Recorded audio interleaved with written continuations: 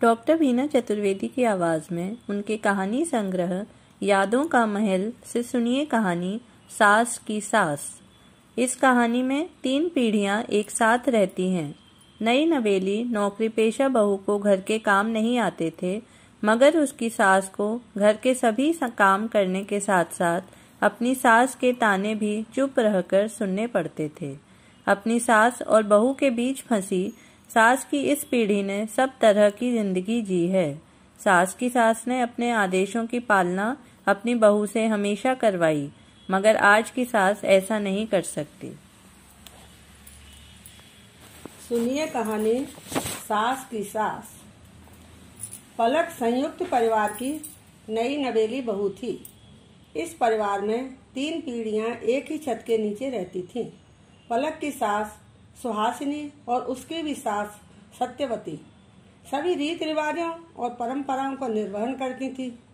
सुहासिनी कभी भी अपनी सास की किसी भी बात का विरोध नहीं करती थी।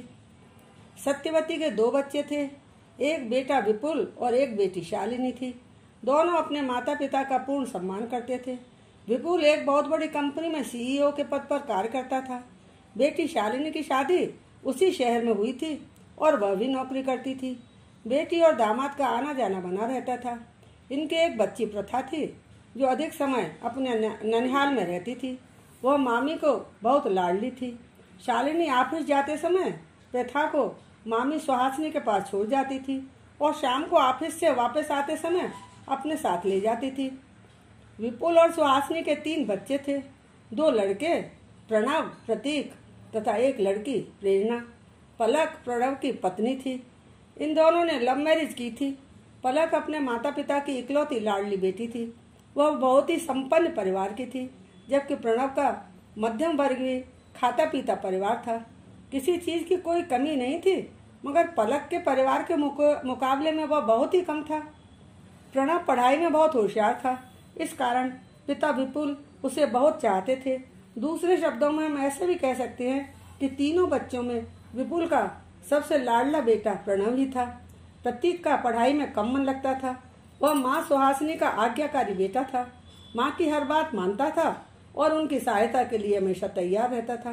दादी और पिताजी के द्वारा माँ सुहासिनी के लिए कही जाने वाली अपमानपूर्ण बातें प्रतीक को बर्दाश्त नहीं होती थी। वह घर के कामों में भी माँ की मदद करता था। प्रेरणा सबसे छोटी होने के कारण सबकी लाडली थी। माता पिता के अलावा दोनों भाई भी उसे बहुत प्यार करते थे। उसे किसी से लेना देना नहीं था। वह हमेशा बस अपने लिए ही सोचती थी। पिताजी से कुछ चाहिए होता तब उनके गले लटक जाती थी, और जब माँ से कोई काम करवाना होता था तब उनकी चापलूसी करने लगती थी।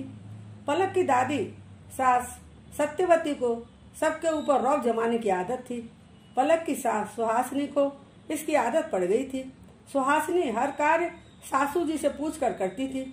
सूर्योदय से पूर्व उठना और देर रात बिस्तर पर जाना, यही तो थी सुहासिनी की दिनचर्या। परिवार के बड़े सदस्य से लेकर छोटे सदस्य तक खाने में किसको क्या पसंद है, इस बात का ध्यान वह हमेशा रखती थी। उसका अधिक से अधिक समय रसोई में व्यतीत होता था। इसके बावजूद सत्यवती कभी भी सुहासिनी की प्रशंसा नहीं करती थी। संपन्न परिवार की लाडली इकलौती बेटी पलक को यह सब देखकर बहुत आश्चर्य होता था। सुहासिनी अपनी बहू पलक को हमेशा बेटी की तरह ही रखती थी। सत्यवती को सुहासिनी की यह बात अच्छी नहीं लगती थी। पलक सोचती कि उसकी सास सुबह से रात तक रसोई के कामों में लगी रहती थी, मगर घर के किसी भी सदस्य की समझ में बात क्यों नहीं आती कि उन्हें भी तो थकान होती होगी। पलक ने अपनी माँ के घर में पत्ता तक नहीं लाया था। ऐसी स्थिति में रसोई में जाकर काम करना उसके लिए टेढ़ी खीर के समान ही तो था।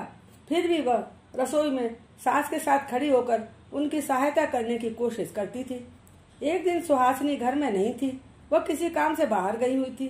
सत्यवती ने पलक से कहा कि वह उनके लिए चाय बनाकर लाए।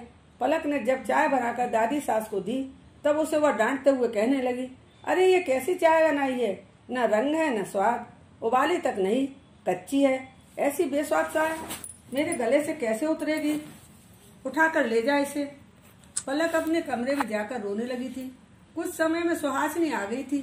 आते ही पलक ने सासू माँ से कहा, माँ मैं आपके लिए चाय बनाकर 2 मिनट में लाती हूँ।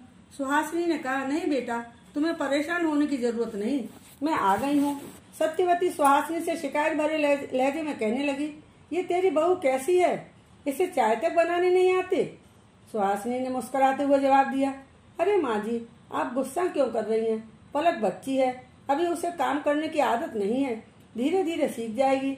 मैं अभी आपके लिए अदरक वाली चाय बना कर लाती हूँ। सुहासिनी ने फुर्ती के साथ सासू माँ को चाय बनाकर दे दी थी। सुहासिनी पलक के कमरे में जाकर उसे समझाने लगी थी, बेटा तुम परेशान मत हो, तुम्हारी कोई गलती नहीं, माँ जी की आदत है। मैं जानती हूँ कि तुमने अपने घर में अपने हाथ से उठाकर कभी एक गिलास पानी तक नहीं पिया था। हमारे परिवार में ऐसा नहीं है।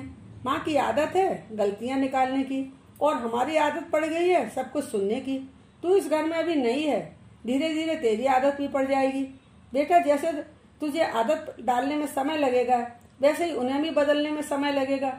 पलक रोते हुए कह रही थी, मम्मी जी, आप सारा ज्ञान मुझे ही दे देंगी, दादी जी से कुछ नहीं कहेंगी? क्या उनसे गलती नहीं हो सकती? एटलीस्ट मैंने अपनी समझ से तो कुछ भी गलत नहीं किया था।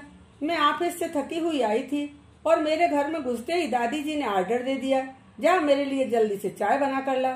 सुहासिनी बाहर गई है, मुझे चाय की तलब लग रही है। मैंने फुर्ती के साथ चाय बनाकर उन्हें दी थी, मना तो नहीं किया, आनाकानी भी नहीं की। उसके बाद थैंक्स की जगह उन्होंने मुझे कितना सुनाया था।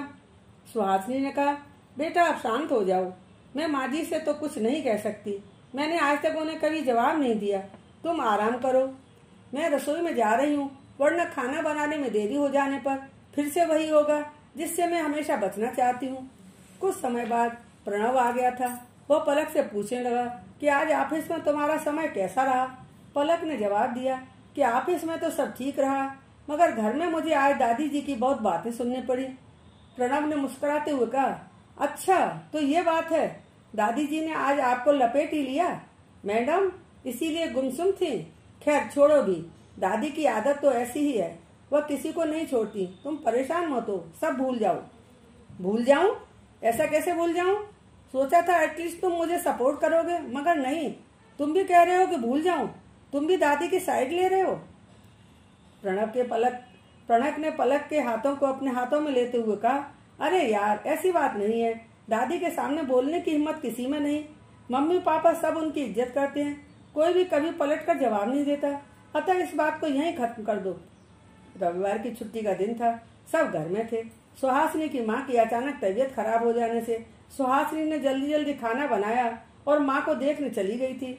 माँ का घर पास में था, लंच करने में काफी समय था। उसने सोचा था कि वापस आकर सबको रोटी गरम गरम सेक कर खिलाऊंगी, अतः रोटी नहीं सेकी थी। दादी पलक से कहने लगी कि पता नहीं तेरी सास कितनी देर में आएगी, मुझे तो भूख लग रही है, तू 2 रोटियां सेक कर मेरी थाली परोस दे। पलक ने फुर्ती के साथ रोटियां सेक कर दादी की थाली परोस दी थी। बस फिर क्या था, दादी ने कहते हुए थाली सरका दी थी। अरे ये रोटियां हैं, इतनी मोटी रोटियां तो हम कुत्ते को भी नहीं डालते, तेरी माँ ने क्या तुझे कुछ भी नहीं सिखाया?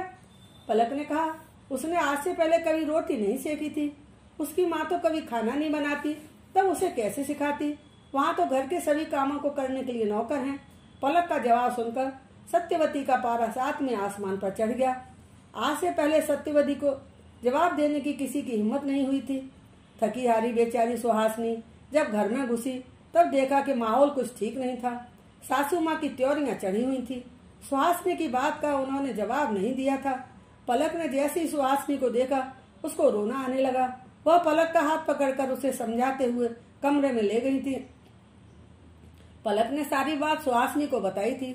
सुहासिनी ने पलक से कहा, बेटा इतना ध्यान रखना कि बड़े चाहे कुछ भी कहें मगर पलट कर जवाब मत देना, खासतौर से माँ जी से कुछ मत कहना। ऐसे बिगड़े माहौल के बीच कई आदमी फलों और मिठाई के टोकरे और डिब्बे तथा कई पैकेट लेकर घर के अंदर प्रविष्ट हुए। झूले पर बैठी दादी पूछने लगी, तुम कौन हो और यह सब क्या है? तभी पलक की माँ साक्षी ने अंदर आते हुए कहा, माँ जी मैं हूँ, आप लोगों के लिए बस थोड़ा सा सामान लेकर आई हूँ। छुट्टी का दिन था, सोचा अपनी बिटिया के हालचाल ले लूं और आप सबसे मिल लूं। आज कोई दिखाई नहीं दे रहा, छुट्टी के दिन सब कहाँ चले गए? बड़ी शांति है घर में। साक्षी ने पलक को आवाज लगाते हुए पूछा कि वह कहाँ है। जब पलक ने अपनी माँ की आवाज सुनी तब वह अपने हाथ पहुँचते हुए रसोई से बाहर आई। वह सुहासिनी के साथ रसोई में काम करवा रही थी। साक्षी पलक से पूछने लगी, बेटा तुम रसोई में क्या कर रही थी? रोटी बनाना तुम्हारा काम नहीं है? साक्षी की बात सुनकर दादी को बहुत जोर से गुस्सा आया और वह कहने लगी, अरे रोटी बनाना क्या पाप कर्म है या कि छोटा और गिरा पड़ा काम है? अपने घर की रोटी बनाना घर की महिलाओं का ही कर्तव्य होता है। बच्चों को संस्कार देना माँ का काम होता है। साक्षी, मेरी समझ में नहीं आ रहा कि तुम अपनी बिटिया को गुमराह करने का प्रयास क्यों कर रही हो। दादी के शब्द साक्षी को तीर से चुभ रहे थे। तैश में आकर उसने कहा कि मेरी बेटी इतनी पढ़ी लिखी होते हुए भी संस्कार नहीं भूली है।